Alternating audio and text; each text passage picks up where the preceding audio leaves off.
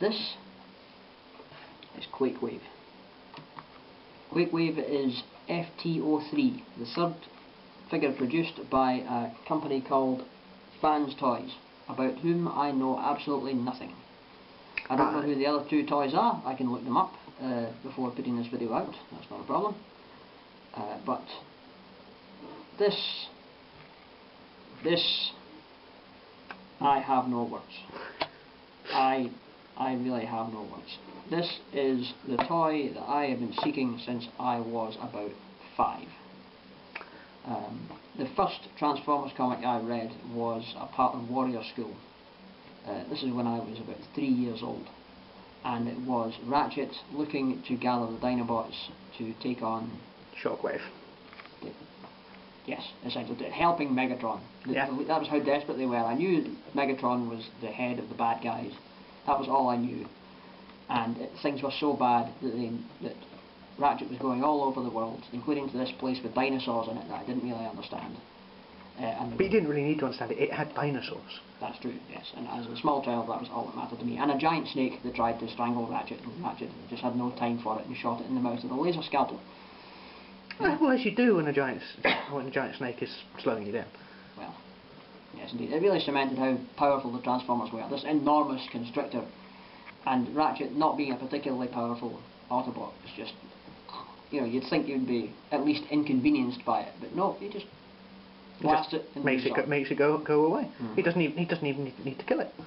And Ratchet cannot stand against Megatron, and Megatron cannot stand against this guy. This guy right here. For those of you who perhaps have never seen a Transformer before, this is based on Shockwave. Shockwave is a legendary Transformers character, highly favoured by fans of toys and comics, and I don't think he appeared in the Ladybird books. Didn't, as far as I know, no. Well, if you read the Marvel comic as a kid, then this guy was the man. Yeah, Shockwave was, definitely the reliably frightening Decepticon leader. Yeah, especially if you grew up in Britain and read comics like Robot Buster or I suppose Target 2006. Well, Distant Thunder. He didn't appear in Target 2006 very much, but in Distant Thunder, he showed his ruthlessness and his dispassionate intelligence. What's really frightening about Shockwave is that he is so smart. He's a thinker. Yeah. He doesn't just hit things. He works out what he needs to hit and how he needs to hit it.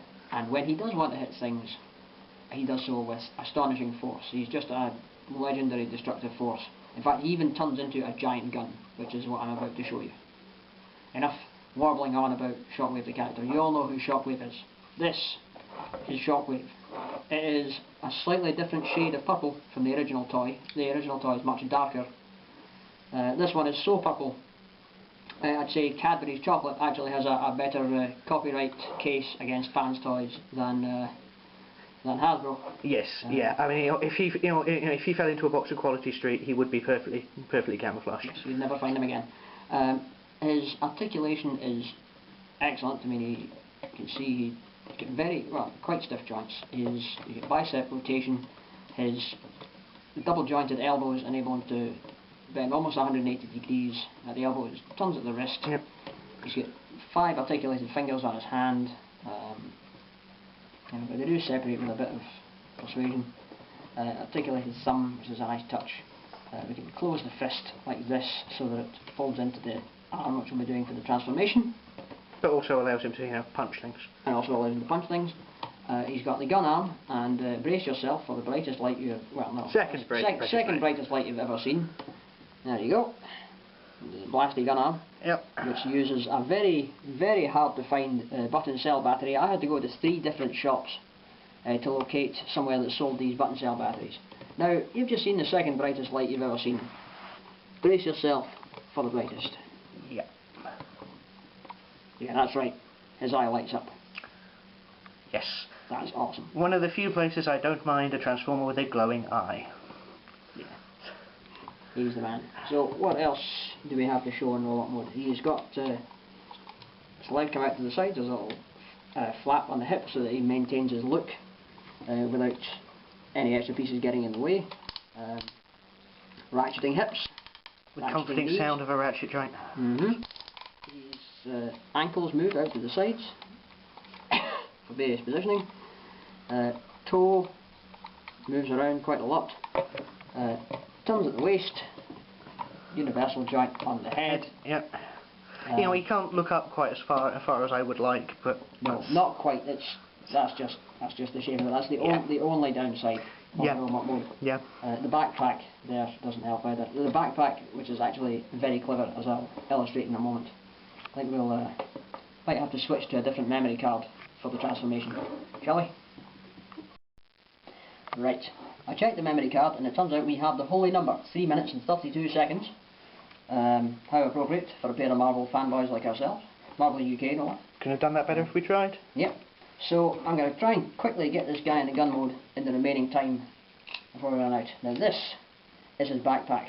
You see the inside, it's all silver for reasons that will become apparent in a moment. That comes off, this folds up, the arms lift up, the head, because the battery pack is not in the torso's got a lot of space, the head can go in there, this folds up again, that closes up, the arms rotate like this, the left hand, right hand folds in there, that closes this.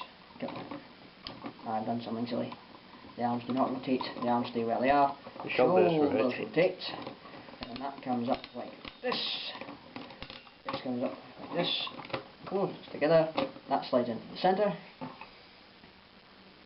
Backpack. That flips. Oops, a daisy. That flips out. This closes over like so. And it becomes the front of the gun. See? Isn't that clever? Right down about. And that slides on there, and then it closes. Note that he doesn't have an orange cap on the end of there, so don't take him into any space cantinas because the bounty hunters might actually shoot first. Yes, this is always something to be aware of. Now this cap holds the back end of the gun together. So then I touch the feet, fold in like that. The feet are metal, as are the sides of the shins. There's a lot of metal in this guy's lower body. It makes him very stable in robot mode. I don't know if you've noticed, but I do quite like this toy. Well, we had a certain inkling, I think. Right. But it's only logical. Flip over, indeed. Well put. The legs flip 180 degrees and come together like so. These mud guards, I guess, on his ankles fold up. That folds up. Comes out of the way. Give it a bit of a push. That docks together. The front of the torso clips together because it rotates otherwise. That closes up the waist joint and stops it from moving about. And this falls down here. How are we for time? 2 minutes 34 gone. Oh, there you go, eh? So you can turn this guy into his vehicle mode in 2.5 minutes while waffling at the same time and getting the arms wrong. So I think that's fantastic. It's a masterpiece sized and frankly quality figure. It looks exactly right in both modes. The lack of a trigger is a shame, but considering where the trigger winds up in robot mode, well, yeah, it might be better without it. I don't think it's so bad. And it looks exactly like you expect Shockwave's gun mode to look. It looks more like you think Shockwave looks in gun mode than the original toy in some respects. That's fair. And of course, zap. The switch is underneath the forearm, which is a nice touch. It doesn't quite stand up in gun mode. It's a bit too front heavy, but life goes on. You can sit it like that if you want to be fancy, but it is actually really well weighted for firing.